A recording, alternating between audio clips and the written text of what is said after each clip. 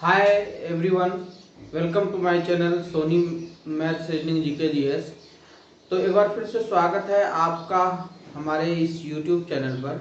इस YouTube channel के माध्यम से मैं आप लोगों को इस सीरीज में क्लास 11वीं का मैथ पढ़ा रहा था, जिसमें कि सेट थ्योरी का क्लास चल रहा था, जिसमें कि 3-4 क्लासेस हम लोगों का हो चुका था। आइए आज हम कुछ एक्सरसाइज को सॉल्यूशन करेंगे, कुछ क्वेश्चंस को सॉल्यूशन करते हुए आगे बढ़ेंगे। तो चलिए वो क्वेश्चन को हम लोग देख लेते हैं और कुछ थ्योरी को भी हम लोग देख लेते हैं। तो अभी तक हम लोगों ने जो पढ़ा था उसके आगे की बात करें हम लोग। अभी तक हम लोगों ने देखिए क्या क्या पढ़ा था, उसको थोड़ा सा रिमाइंड कर लेते हैं। सेट हम लोगों ने पढ़ा था, इसका डेफिनेशन पढ़ लिया था। इसका रिप्रेजेंटेशन का 2 टाइप्स हम लोगों ने पढ़ लिया था, जो कि एक था सेट बिल्डर फॉर्म और एक था रोस्टर फॉर्म, जो कि हम लोगों ने इसे कंप्लीट तरीके से देख लिया था। इसके बाद हम लोगों ने पढ़ा था सेट का जो टाइप्स है वो एक होता है फिनाइट सेट और एक होता है इनफिनाइट सेट। ये हम लोगों ने देख लिया था। फिनाइट इनफिनाइट के बाद हम लोगों ने कुछ सिंबल को भी देख लिया था और सिंबल में से 4 सिंबल हम लोग कंप्लीट सीख लिए थे। Implies, implies and implied by, belongs to और डजंट बिलोंग टू, ये हम लोगों ने देख लिया था। चलिए अब हम लोग इसके आगे कुछ सीखते हैं। चैनल पर नए हैं तो चैनल को सब्सक्राइब करके बेल आइकन प्रेस करना ना भूलें।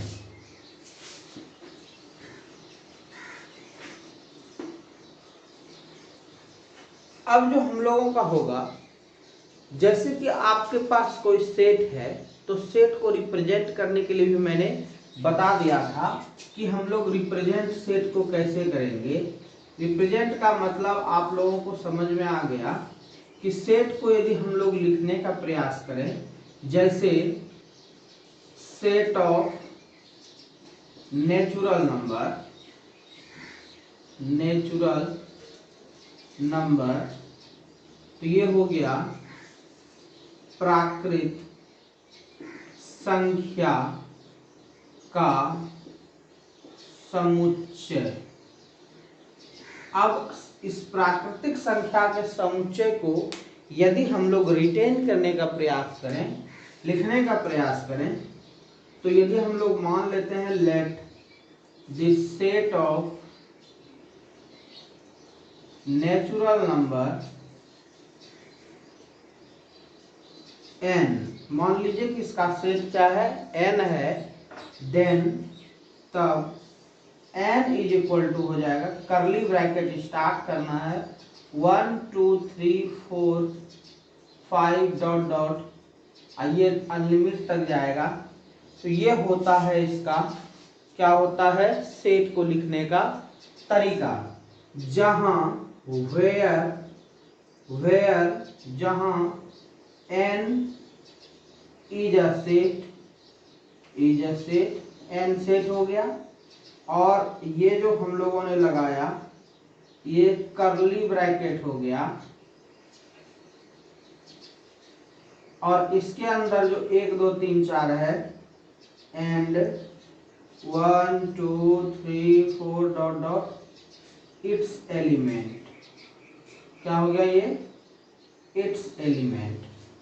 ये होता है हम लोगों का सेट लिखने का पूरा तरीका। समझ में आ गया कि रिप्रेजेंटेशन ऑफ सेट यदि कहे या किसी को भी सेट के रूप में कैसे हम लोग लिखेंगे, तो इस तरीके से हम लोग लिखते हैं। स्क्रीनशॉट कर लीजिए, समझ में आ जाएगा। तो चलिए अब हम लोग सेट थ्योरी का कुछ अलग डेफिनेशन जानते हैं, जिससे कि हम लोगों का जो कि कुछ जो है लड़कों का कमेंट था, सर आप सेट का डेफिनेशन तो बता दिए लेकिन पूरी तरीके से समझ में नहीं आया, क्योंकि आपने इंग्लिश मीडियम में लिख करके उसे बताया था। तो चलिए मैं कुछ हिंदी में आपको बताता हूँ, और पूरा डिफिनिट एकदम डिफिनेशन के साथ समझ में ये आ जानी चाहिए कि सेट रियलिटी में होती क्या है। तो देखो सेट का मतलब जो थोड़ी सी आप लोगों को भी समझना है अपने हिसाब से।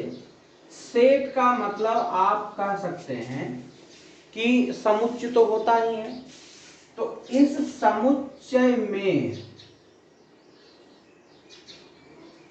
आपको समझना क्या है, ये समुच्चय का मतलब हो गया कलेक्शन होता है। क्या होता है? कलेक्शन। कलेक्ट करना मतलब कि एकत्रित करना, ये हम लोगों का कहलाता है कलेक्शन। यही नहीं, कलेक्शन को एग्रीगेट भी कहा जाता है। क्या कहा जाता है? एग्रीगेट। तो एग्रीगेट हम लोग जो है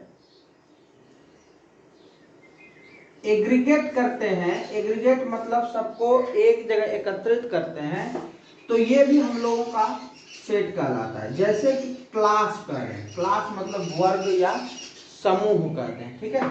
जैसे कि ग्रुप कहते हैं, ठीक है।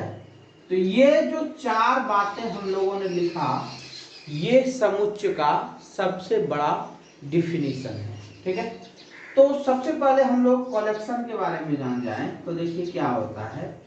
जैसे कि आपके पास बहुत सारा अवेलेबल डाटा है। अवेलेबल डाटा का मतलब क्या हो गया? चलिए जैसे कि हम बोल देते हैं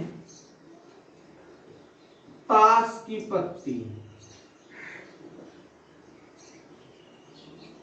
जैसे हम लोग कह रहे हैं खिलाड़ी का समूह,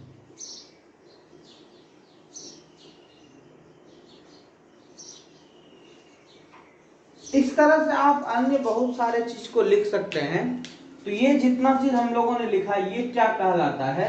कलेक्शन करते हैं। जैसे कि ताश का गड्डी है, बहुत सारा है, 52 कार्ड्स है, उसमें सबको बिखरा दिए, फिर उसी को एकत्रित किए, वो क्या हो जाएगा? कलेक्शन हो जाएगा, ठीक है। जैसे कि एग्रीगेट का मतलब हुआ एकत्रित करना। एग्रीगेट का मतलब क्या हुआ?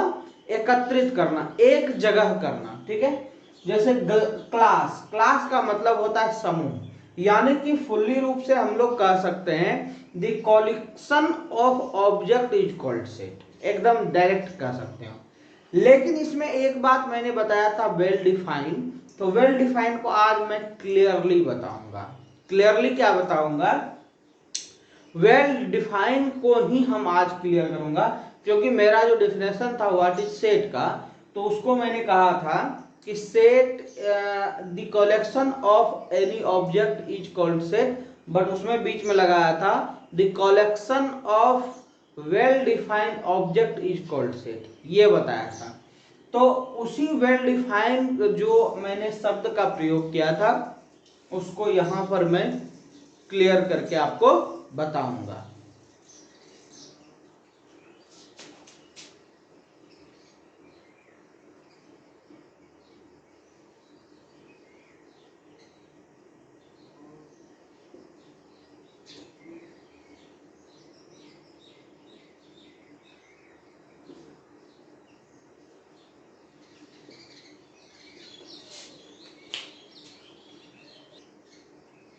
देखिए हमारे पास दो जो है कि वर्ड लिखे हुए हैं, डिस्टिंक्ट एंड डिस्टिंक्शेबल, इसको हम लोगों को ध्यान से समझना है। ये जो लिखे हैं डिस्टिंक्ट एंड डिस्टिंक्शेबल, इसको हम लोगों को समझने, डिस्टिंक्ट का मतलब क्या होता है और डिस्टिंग्विबल का मतलब क्या होता है, बस इसको जो समझ लिया, इसी दोनों को मिला करके कहा गया है वेल डिफाइंड, मतलब कि अच्छी प्रकार से डिफाइन करना। तो डिस्टिंक्ट का मतलब होता है डिफरेंट, डिफरेंट डिफरेंट मतलब कि भिन्न भिन्न। भिन्न भिन्न का मतलब हो गया, एक चीज आप समझ सकते हैं कि ये बात को जो है अभी तक मैंने नहीं बताया था, इसलिए ये क्लास ले रहा था मैं। ये जो डिस्टिंक्ट है ना, भिन्न भिन्न डिफरेंट, ठीक ना, इसमें होती है कि in any set, in any set element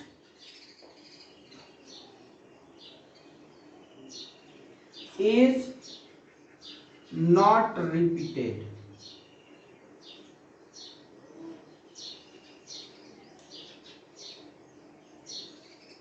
कहने का मतलब हो गया कि यदि कोई भी आपके पास सेट है तो उस सेट में मौजूद एलिमेंट जो है वो कभी भी रिपीटेड नहीं होगा। जैसे कि हमारे पास सम फाइंड डाटा है, जैसे मान लो कि सम डाटा, हमारे पास कोई डाटा इस प्रकार से है 1, 3, 4, 3, 5, 6, 7, 3। तो इसको यदि हम लोग किसी सेट के अंदर डिफाइन करेंगे, ठीक है, जैसे हम लोग सेट इसका निकालें तो मान लो कि ये सेट ऑफ ए है, तो इसको कर्ली ब्रैकेट के अंदर जैसे ही डालेंगे 1 लिख सकते हैं। 3 यदि 3 टाइम्स है तो 3 केवल और केवल 1 टाइम्स होगा। 4, 5, 6, 7, 4, 5, 6, 7। क्लियर। पहला चीज इसमें क्या कहा कि ये जो भिन्न भिन्न वाली बातें हैं वो नहीं होगा। तो इसका डिफिनेशन यह हो जाएगा कि set is a collection of object या element. Set is a collection of object. Set is a collection of object. Set is a collection of element. तो सेट कलेक्शन है एलिमेंट का, सेट समूह है जो है कि हमारे पास जो डाटा है उसका, लेकिन that element is distinct and distinguishable. ठीक है, तो डिस्टिंक्ट का मतलब हो गया कि अलग अलग। अब डिस्टिंग्विशेबल का मतलब क्या होता है, चलिए उसको भी बता देते हैं। पहले डिस्टिंक्ट का सबको समझ में आ गया, डिफरेंट होता है। क्या होता है, डिफरेंट। जैसे कि आपको समझ में आ गया कर्ली ब्रैकेट के अंदर मीन सेट के अंदर रिपीट नहीं होगी। क्लियर। चलिए आगे बढ़ते हैं, डिस्टिंग्विशेबल को बताते हैं। डिस्टिंग्विशेबल का मतलब देखिए क्या होता है। डिस्टिंग्विशेबल का मतलब होता है टू आइडेंटिफाई इजीली। ठीक है, यानी कि हम लोग इसको कैन बी आइडेंटिफाई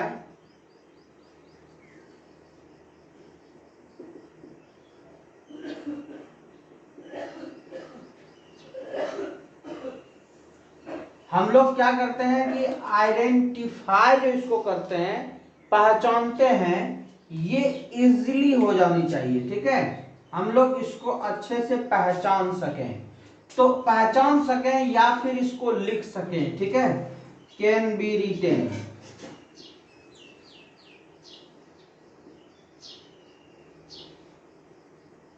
तो रिटेन मतलब जब तक हम लोग पहचानेंगे नहीं, जब तक हम लोग इसको आइडेंटिफाई नहीं करेंगे, जब तक हम लोग इसको सिंप्लीफिकेशन नहीं करेंगे, तो हम लोग लिख नहीं पाएंगे।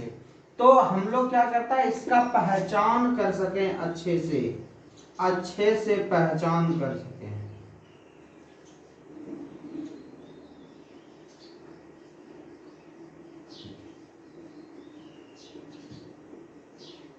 समझ में आ गई बात। तो इस तरह से हम लोग क्या करते हैं कि इसको पहचानते हैं। और अब कुल मिलाकर के हो गया, यदि हम लोग सेट की परिभाषा दें तो set is a collection of element और ऑब्जेक्ट। तो ध्यान से देखिए, एलिमेंट और ऑब्जेक्ट दोनों बातें होती है। जैसे हम लोग एलिमेंट कहते हैं ना, तो एलिमेंट और ऑब्जेक्ट एक ही बातें होती है।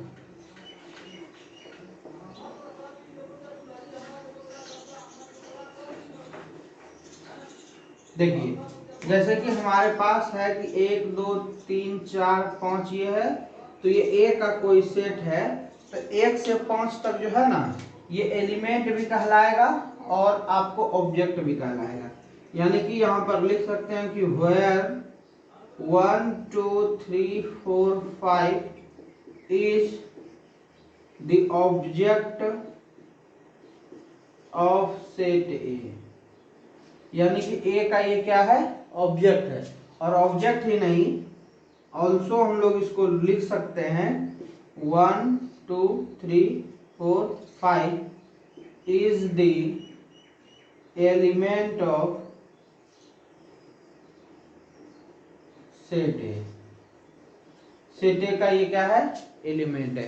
तो आप लोगों को समझ में अब पूरी तरीके से आ गया होगा कि सेट क्या होता है, सेट का डिफिनेशन समझ में आ गया होगा। अब आइए सेट को देने वाला कौन है उसको भी हम लोग जान जाते हैं।